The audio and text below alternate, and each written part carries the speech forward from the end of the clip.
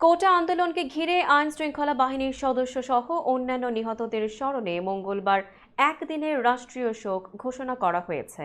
সোমবার প্রধানমন্ত্রীর কার্যালয়ে অনুষ্ঠিত মন্ত্রিসভা বৈঠকে এই সিদ্ধান্ত নেওয়া হয়েছে। সভায় সভাপতিত্ব করেন প্রধানমন্ত্রী শেখ হাসিনা। মন্ত্রিপরিষদ বিভাগ থেকে এই তথ্য নিশ্চিত করা হয়। এদিকে কোটা আন্দোলন ঘিরে সংঘাত ও সহিংসতায় ১৪৭ জন নিহত হয়েছেন বলে নিশ্চিত করেছেন স্বরাষ্ট্রমন্ত্রী আসাদুজ্জামান খান। রোববার সচিবালয়ে নিজ দপ্তরে সাংবাদিকদের ব্রিফকালে তিনি এমন তথ্য দিয়েছেন।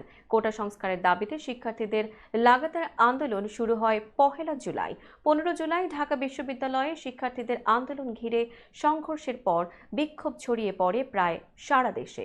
এর পরদিন থেকে এই আন্দোলনকে কেন্দ্র করে ঢাকা সহ দেশের বিভিন্ন জায়গায় হামলা, সংঘর্ষ, সহিংসতা, ভাঙচুর, অগ্নিসংযোগ ও হতাহতের ঘটনা ঘটে।